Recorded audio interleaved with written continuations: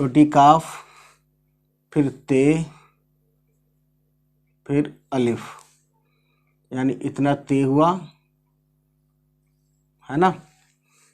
काफ पे जेर है, की ता, ठीक है, और ये बना दिया हमने बे।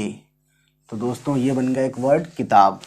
उसके बाद देखिए ये है कलम, ये है बड़ी काफ से, जो कि ये है ना। इसका शॉर्ट फॉर्म देखिए, इनमें से कोई एक आएगा। तो काफ, बड़ी काफ का आवाज़ हलक से आती है क।